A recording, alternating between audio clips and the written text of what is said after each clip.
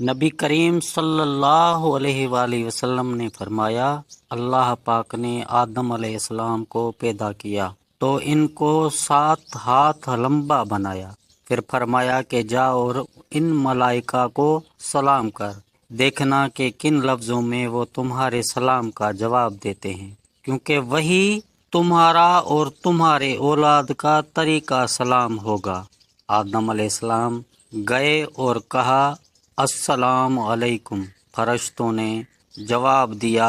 السلام علیکم ورحمۃ اللہ، انہوں نے ورحمۃ اللہ کا جملہ بڑھا دیا۔ بس جو کوئی بھی جنت میں داخل ہوگا وہ آدم علیہ السلام کی شکل اور قامت پر داخل ہوگا۔ آدم علیہ السلام کے بعد انسانوں میں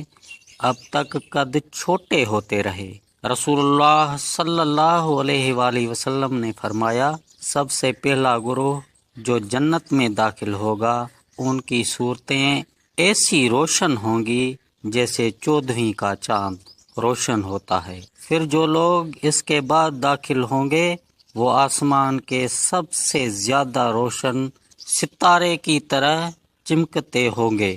نہ تو ان لوگوں کو پیشاب کی ضرورت ہوگی، نہ وہ تھوکیں گے، نہ ناک سے آلائش نکالیں گے، ان کی کنگھے سونے کے ہوں گے اور ان کا پسینہ مشک کی طرح ہوگا، ان کی انگوٹھیوں میں خوشبودار عود جلتا ہوگا، یہ نہایت پاکیزہ خوشبودار عود ہوگا، ان کی بیویاں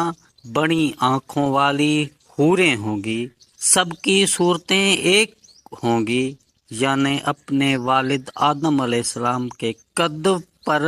60 ہاتھ اونچی ہوں گی۔ اللہ تعالی قیامت کے دن اس شخص سے پوچھے گا جسے دوزخ کا سب سے ہلکا عذاب کیا گیا ہوگا، اگر دنیا میں تمہاری کوئی چیز ہوتی تو کیا تو اس عذاب سے نجات پانے کے لیے اس سے بدلے میں دے سکتا تھا؟ وہ شخص کہے گا کہ جی ہاں۔ اس پر اللہ تعالیٰ فرمائے گا کہ جب تو آدم کے پیٹ میں تھا تو میں نے تجھ سے اس سے بھی معمولی چیز کا مطالبہ کیا تھا، روز ازل میں کہ میرا کسی کو بھی شریک نہ ٹھہرانا، لیکن جب تو دنیا میں آیا تو اسی شرک کا عمل اختیار کیا۔